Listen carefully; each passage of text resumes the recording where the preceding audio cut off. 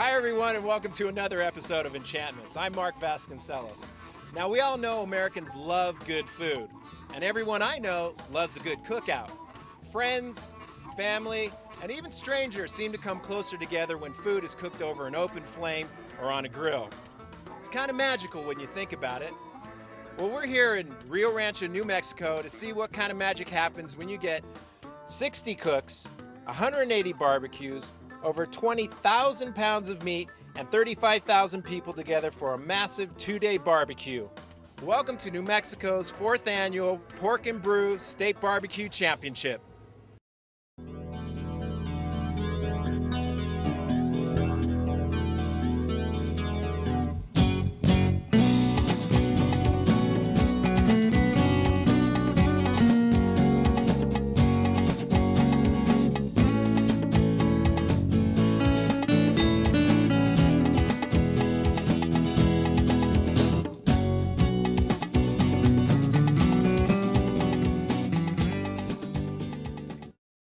On a brisk and beautiful weekend morning in late March, barbecues are fired up, loaded with meat, and left to cook while early rising visitors trickle into the parking lot of the rioRancho Convention Center to have some fun and sample some of New Mexico's best tasting barbecue.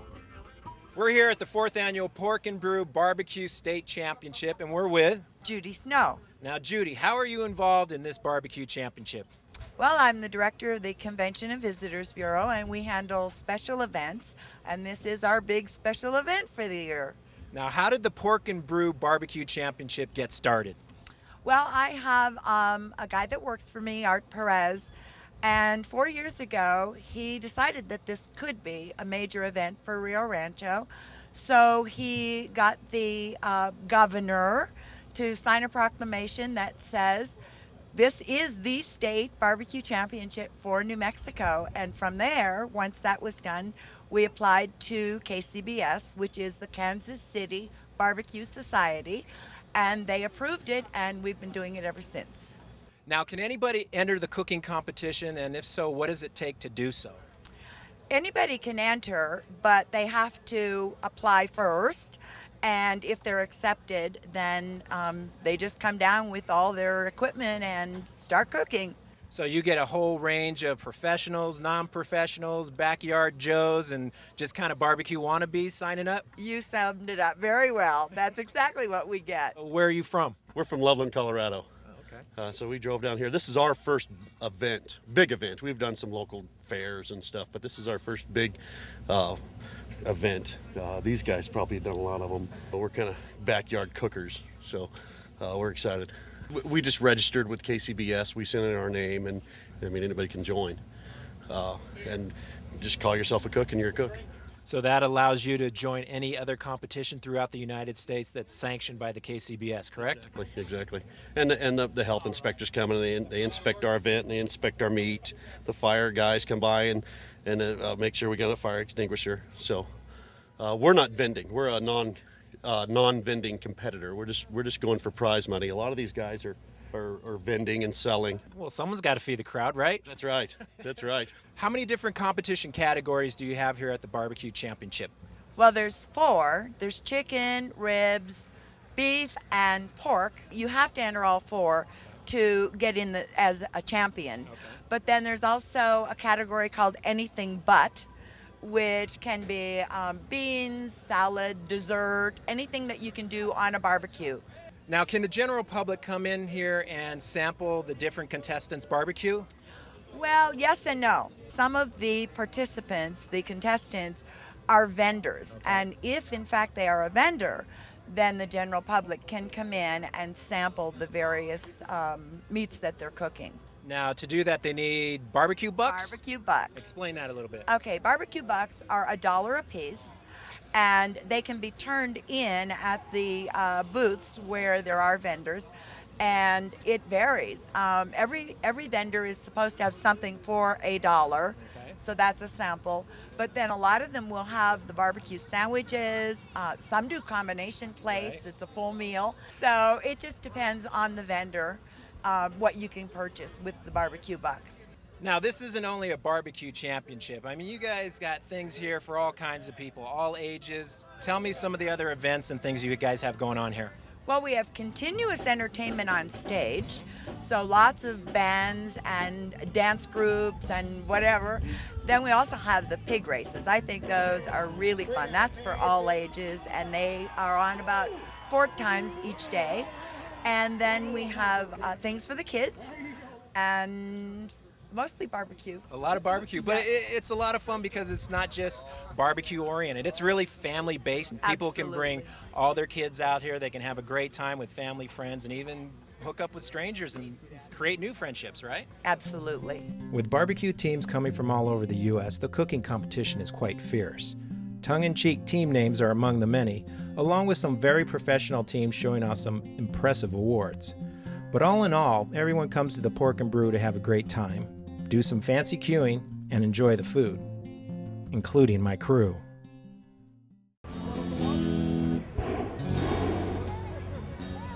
It's a thrill to come fly here because it's this.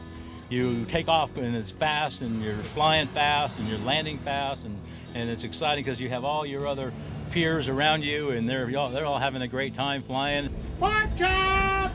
Get your pork chops! Turkey legs! Woo! Turkey legs! My lips are tingling and my nose is running, and it's all because of you. All right. Is my microphone on? Am I rolling? Yeah. All right.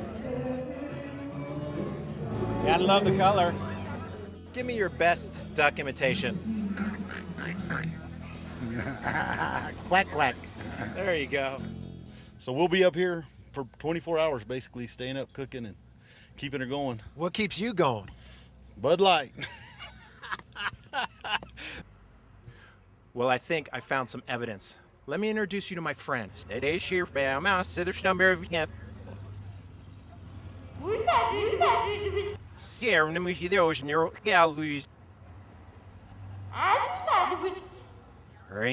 not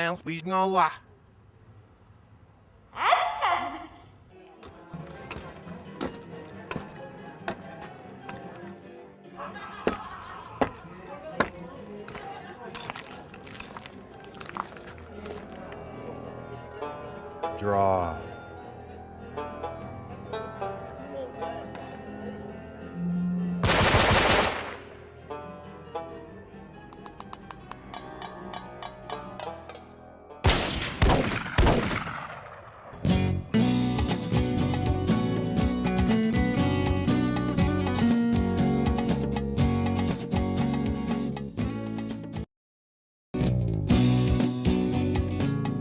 What is the true definition of barbecue? Well, that's a great question, and one that you'll get a million different answers. In my backyard, my neighbors will tell you that barbecue is taking the best steak they can get at the butcher shop, throwing it over some coals, cooking it in about 10 or 15 minutes, and bringing it in and serving the best barbecue you've ever had. At a barbecue contest, we're closer to the United States government definition of barbecue, which is the low and slow cooking to render out the fats out of a meat, approximately 15 to 18% of the meat.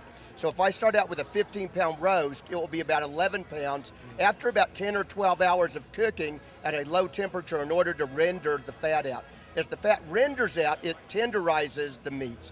At this contest, we force the teams to cook some of the more difficult types of foods like pork butt or a brisket because it takes the skill of a cook to render that fat in order to tenderize the meat. Now, with their meat, they have to keep it at a certain temperature before they cook it? 40 degrees or lower before they begin to prep it. And they can purchase their meat from pretty much anywhere they want? Anywhere they'd like to go. They're going to want the larger briskets. Minimum is about 10 pounds. A lot of guys are looking for 14 to 15 pound briskets. They're looking for the marbling in their meats and the content of the fat. And they also want the full brisket rather than trimmed out where the top has been taken off and you have only the flat, because they'll cook it, although they'll trim it out and not serve it that way. They want to cook the whole brisket. Give me a little description of how the barbecue competition is judged and points are given out and everything's tallied up, and how do they figure out the winner? Okay. We use a blind judging system, and in our blind judging system, the cooks will bring their food to a turn-in area We will then change the numbers on each box before it goes to the judges' table. Every box will be taken to a table of 6 judges who will then give scores. The scores are 9-2, with 9 being excellent and 2 being inedible. 1 is reserved if I have to disqualify a team for doing something improper. Everything begins at a 6. Generally, at a competition like this, I would expect the scores to be fairly high because we have a lot of world-class competition cooks at this contest. After the scores have been put on the scorecards, they're then entered into the computer. The computer weights the scores. The judges will score on appearance, taste, and tenderness. 1 score for each. It creates a 4-point system. At the end of the day, we will tally all the scores. We will announce a first place in every category, as well as places 1 through 10. Then we will announce a grand champion and a reserve grand champion for the Pork and Brew 2007. How did you become a judge, and what does it take to become a judge? I became a judge by going to the school. That's number one. And what it takes is just someone that really likes the taste of food. Is this strictly on a volunteer basis? Yes, it is. In other words, after we finish the school, we're certified. We have a booklet comes out, tells us where the next contest is. We get a hold of the rep and we say, I'd like to come be a judge. And they say, well, we have too many, don't need you. But they might say, well, yes, come on down. So I came all the way from Sacramento, California for this one. How long have you been a judge? Oh, right now, I'm going on about 48 hours. I'm up here to get certified and go to the school. Okay, and you plan on going to any other barbecues around the nation this year? Oh, there's going to be a lot of them. I'm going to the next one to be in Reno. Okay. I'm going to the one in Fairfield and Clovis, down by Fresno, California. And everyone that comes up, I will go to them. And then what about the grand finale in Kansas City? I will definitely not miss that. Now, I heard there's going to be some like little mini cooks running around here. Tell me a little bit about that and how it's going to work. That's one of our more popular events here. This is the Kids Queue. Right. And we have 2 categories, and I believe one category is like 6 to 11. And the other one is from 11 to or 12 to 15. Okay. They do all their own cooking. The parents are there to supervise only. And of course, if they need to light the fires, the parents can light the fires, and they can also help them cut, because we don't want them to get cut using knives or anything like that. Right. Safety first. And they can give them advice. Okay. But for the most part, they have to keep their hands in their pocket. And this is a kids thing.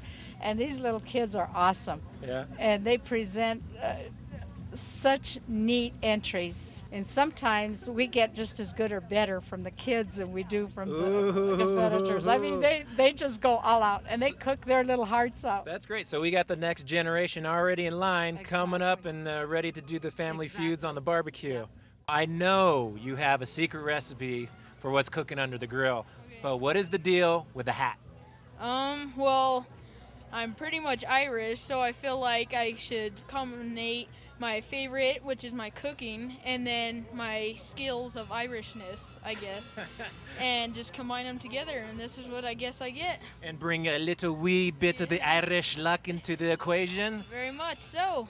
At a barbecue cook-off, you'll see a vast array of cookers being used. Everything from a simple slow cooker to a store-bought cooker, an industrial barbecue, giant mobile barbecues, to even the very complex homemade cooker. What is this contraption in front of me, man? I've never seen anything like this. Tell me a little bit about it. Well, this is a home-built cooker that I designed myself, and it's designed to do several things, including cook whole hog or competition barbecue. Now, explain exactly how this works, because I'm like seeing the cooking part, I'm seeing a wood stove part, and I don't know what this part is. Okay. Down on the end there, the lower part is what we call the firebox, and that's where you actually build a fire. Okay. And then across the center section here, there's a couple of shelves in there, and the heat comes along those shelves to a certain point. Then there's another baffle in the top part, so you can shut off the top part and not use it, and just use the bottom part for cooking whole hogs and different things.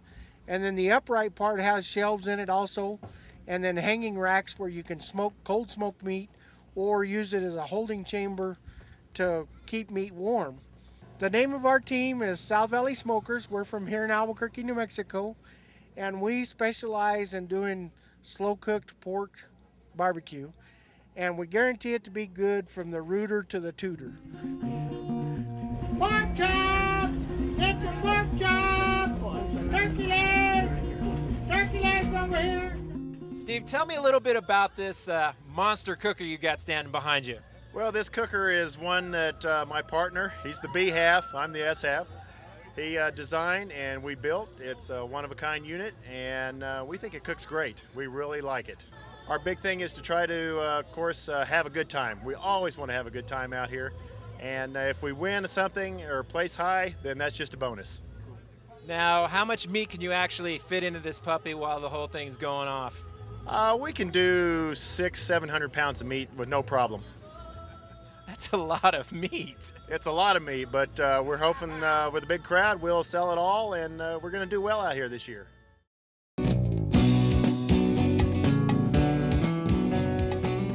Our briskets will cook probably 20 hours. Now, how do you keep the heat consistent in that time span? Pitmaster. You got to keep those coals going, and you got to keep the cooker at about 200 degrees. So you don't want to get it too hot, or you don't want it to go cold. So we got to keep this thing going for about 20 hours. So we just slowly add wood, get a big bed of coals going, and adjust our flame and our airflow. Because if you let it get too hot, you overcook it. Or if you let it get cold, you lose it. So we'll be up here for 24 hours, basically staying up, cooking, and keeping it going. What keeps you going? Bud Light.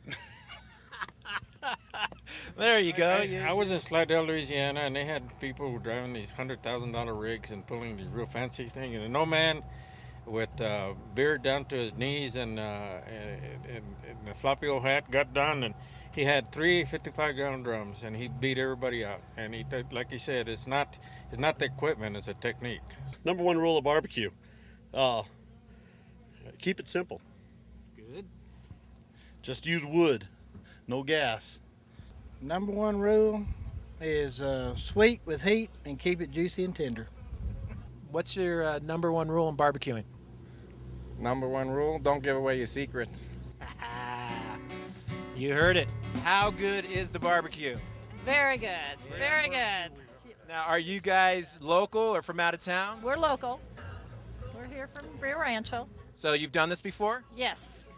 Yeah. And kind of gets better every year that you do it? Absolutely. Keeps you coming back. So what are you chowing on?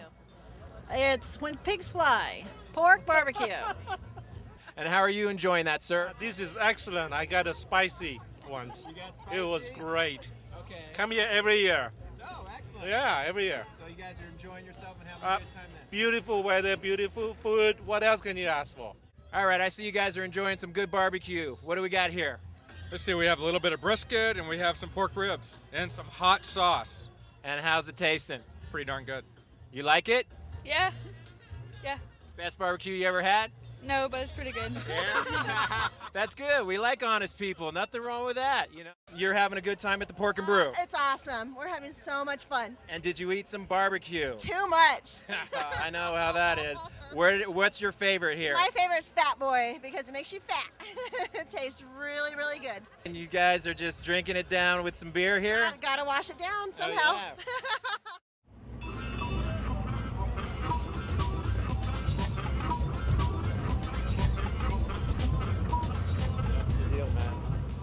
All right, when you're at a 2-day barbecue competition, you gotta have some relaxation, you gotta have some fun, you gotta do it in style, right? Yes, sir. So I thought I'd come over here and I'm talking with Vinny Zarella. Vinny Zarella, and you're local from rioRancho? Yes, we are. Now, I was noticing your camp here. Very nicely done, very well decorated, very comfortable. Now, tell me something about your rig over here. Oh, just something that I'm a machinist for a living, so I can make things, and I kind of made that up at the shop I work at with some help from some guys at work, and kind of want to do a little traveling from here on out. So built something that we'll be able to hopefully take one vehicle and one rig with us to carry everything we need and make it more convenient than having to bring a camper and 2 trucks and everything like that. Well, good luck in the competition, and I hope you guys get up in the top 10 and get what you want out of it. Thank you. We hope so too. There's word going around that you cook cake in your barbecue.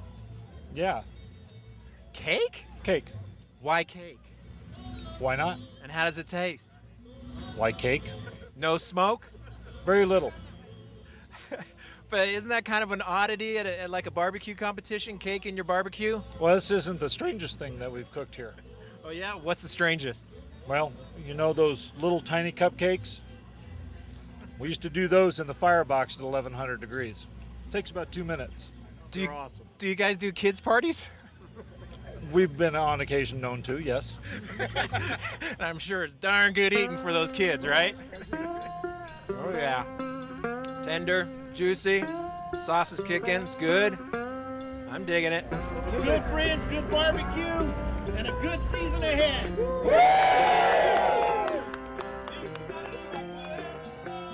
Even though there is something for everyone and a lot of fun to be had at the Pork and Brew, ultimately this event comes down to a very serious cooking competition for prize money, bragging rights, and the accumulation of KCBS points which could land a cook in the coveted final cook-off in Kansas City. Let's see some results. Is today an awesome day or what? Once again, it's a pleasure to be here in New Mexico, part of the Rocky Mountain Cup. But seriously, the first thing I want to do is thank sincerely Art. Tell Art how much you appreciate this fantastic event. Let's give it up to Art. Okay, folks, now what you've all been waiting for, we have the grand champion. Team name is J&J Redneck. Let's have a hand for him. Can you believe it? Meat and Bones Barbecue, first time out in a KCBS sponsored barbecue, and they get an honorable mention in 5th place for what category? Pulled pork. All right. Yes. Congratulations. So you guys came here, you got what you wanted, right? We got it. We got what we wanted. We are happy. I think he's speechless. 2 first place categories and grand prize winner overall. How do you feel? Woo, I'm just elated. And a little relieved? Yeah, very much relieved. How was the stress factor in all of this? It wasn't really that bad. I just take it in stride. What kind of strategy did you apply to all this? Just cook something that is good to you, and hopefully the judges will like it. How many other barbecue competitions will you be in this year? Probably about 20. Yeah? Make it all the way to Kansas City? I've been there twice. Very good. Congratulations once again. I appreciate it. Back to work. Can a guy get a nap around here? Woo! I don't think I've ever had so much barbecue in my life, but let me tell you, it was some of the best barbecue I have ever had. I hope you enjoyed the small taste of New Mexico's 4th annual Pork and Brew Barbecue State Championship. Get yourself down here next year and have some of the finest barbecue in the state of New Mexico. And if you're a cook who thinks you have what it takes, get yourself registered and get in the competition. This is definitely an event that has something for everyone. So thanks for joining us on this episode. We'll see you on the next episode of Enchantments. Until then, reduce, recycle, reuse, and keep your environment clean and green. Can I go to sleep now?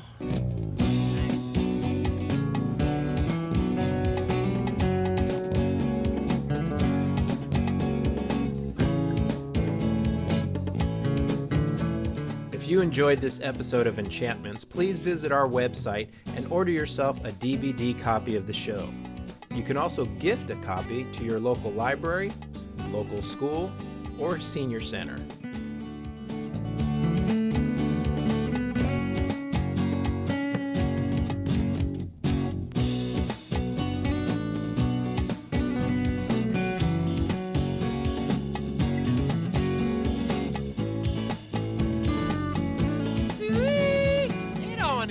Cute little pig. How's my little piggy today?